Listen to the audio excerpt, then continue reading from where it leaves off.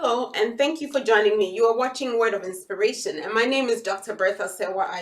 This is a program that is designed to encourage you in your daily living and to inspire and motivate you to be all that God designed you to be. Today, my topic or message is entitled Subdue the Earth Part 4. And this is part of the series I'm doing on Be Fruitful, Multiply, Replenish the Earth, and Subdue it. This will be the last in the series of Subdue. Tomorrow I'll talk about Dominion, and that will end the series. But today happens to fall on a date which coincidentally marks the life of a man who epitomizes this whole idea of subdue the earth. That man is Martin Luther King Jr. Today, the United States observes Martin Luther King Jr. Day. Now, this man was born on January 15th, 1929. If he was alive, he'll be 89. Some of his compatriots are still living, but most of them have passed on.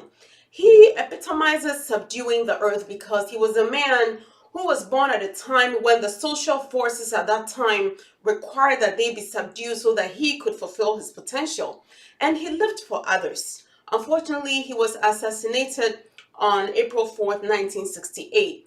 But his message still lives on. He fought for civil rights. And today, I want us to just take a moment to honor him just before I delve into my message, Subdue the Earth Part 4. My text is going to be taken from the book of Matthew chapter 8, where the Bible says, Jesus spoke to the water and said, "Be still."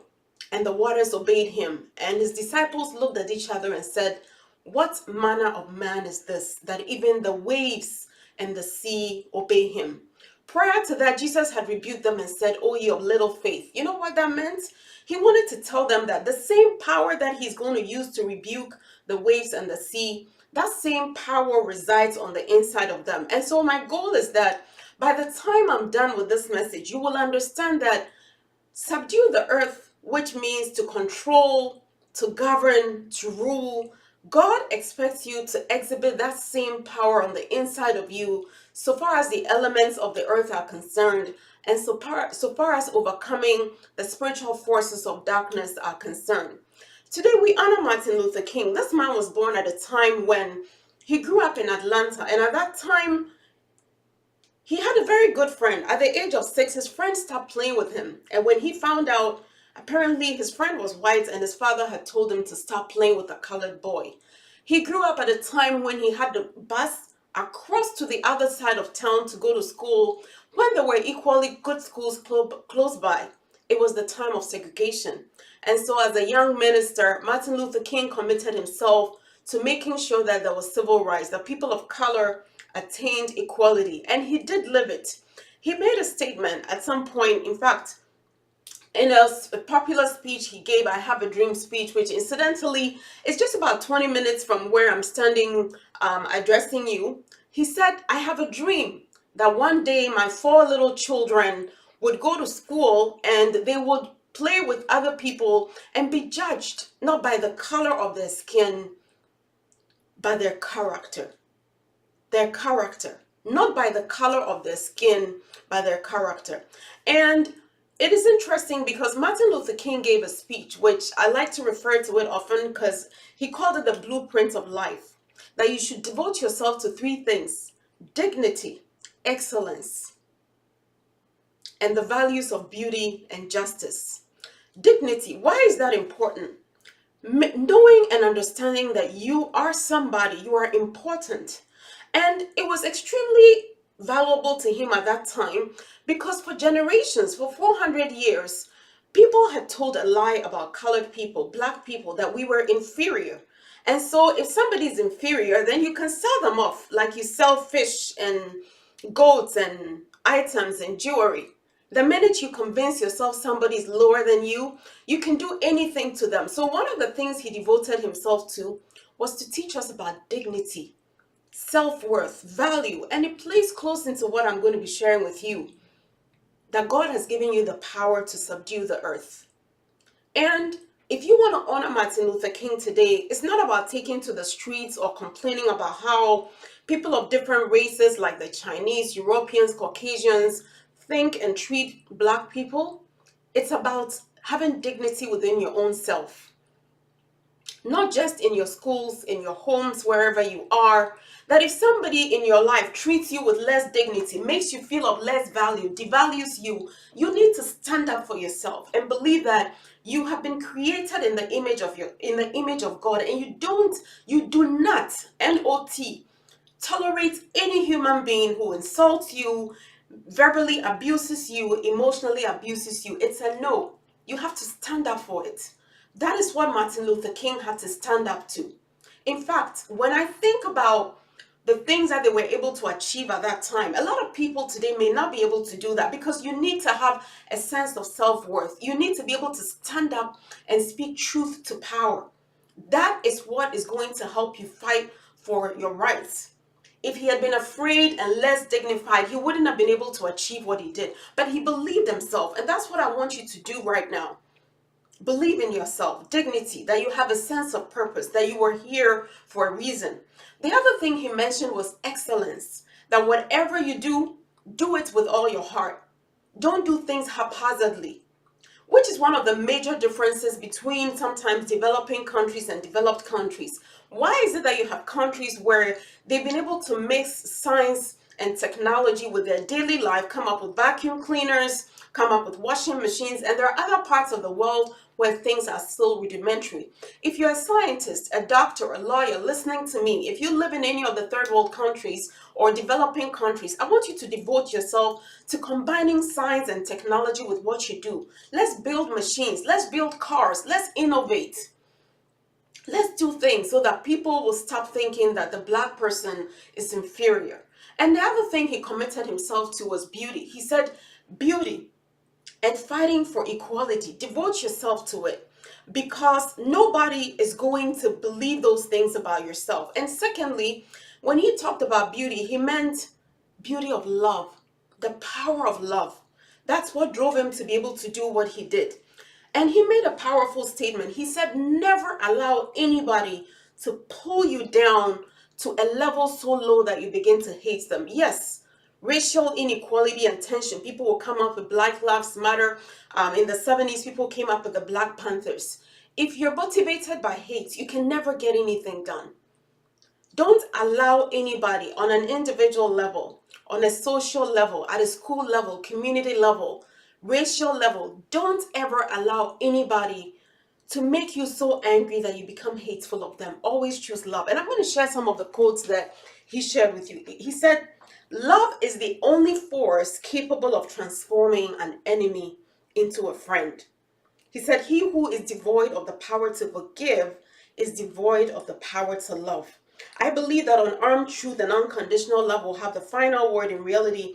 That is why temporarily defeated is stronger than evil triumphant. He said, hate is too much of a burden to bear. I choose and I stick with love. Today, what motivates you? Are you an angry, hateful person? Martin Luther King said, I've decided to stick with love. Hate is too great a burden to bear. And some of the other quotes he said have to do with keep loving people. Have something to die for. No one really knows why they're alive until they know what to die for. Another thing that he said that I want to share with you, he talked about forgiveness. He said, I cannot do great things, but I can do small things in a great way. And he also said that forgiveness is not an event. It's not an occasional act. It is a constant attitude. Never, never be afraid to do what is right, especially if the well-being of a person or animal is at stake. Society's punishments are small compared to the wounds we inflict on our soul when we look the other way.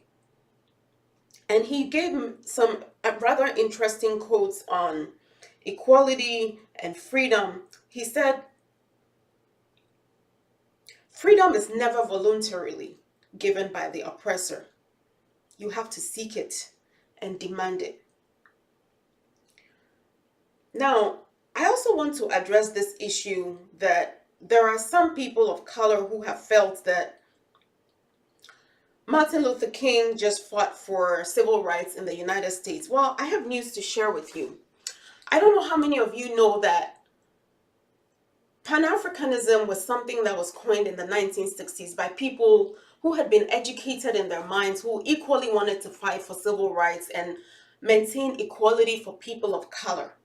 Equality. Some of you do not even know that in 1957, Martin Luther King and his wife traveled to the country of Ghana to celebrate independence. And when Martin Luther King came back, he gave a speech entitled The Birth of a New Nation. In that sermon, it wasn't a speech, it was a sermon he gave at church. He described how Ghana's independence had motivated him to fight for civil rights.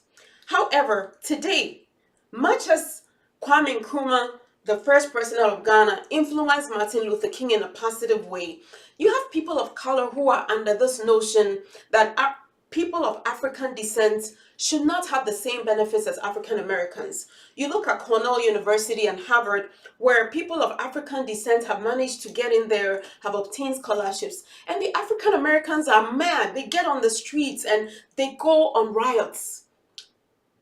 I tell you, Kwame Nkrumah, Martin Luther King, W.E.B. Du Bois, all those who fought for civil rights, they will turn in their graves. You know why? I want you to know that this whole notion that affects people of color is not just an American thing.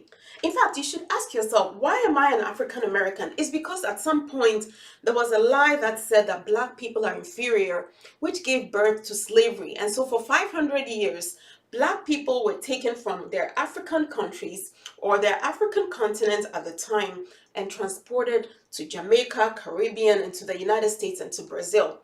And I have noticed that wherever people of color are, it is the same troubles that affect them.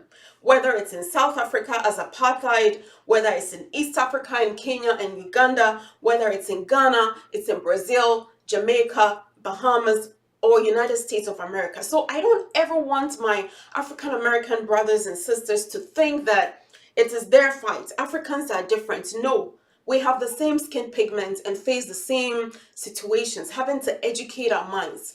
Liberate yourself. The other thing you do not know is that there were people like Yasantua, a queen mother of Ojiso in Accra, in Ghana, Kumasi, who fought against slavery. They fought to preserve the golden stool of the Ashanti kingdom. As a woman, she stood up and said, if the men will not fight, I will pick up my weapons and fight. She fought. She died in Seychelles Islands as a proud woman who had been conquered by the British. You do not know the stories of Zulu, men and women who stood up to fight against colonialism. So for any African American to think it's their fight, Africans are different, I want to tell you that we're no different. Today in my message, I'll be talking about Subdue the Earth. I want you to listen to it because it's going to be a separate video.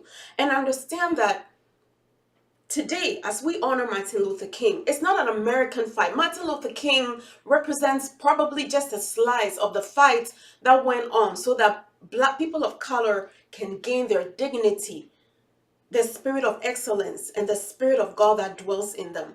I will be talking about Subdue the Earth. I want you to listen to it.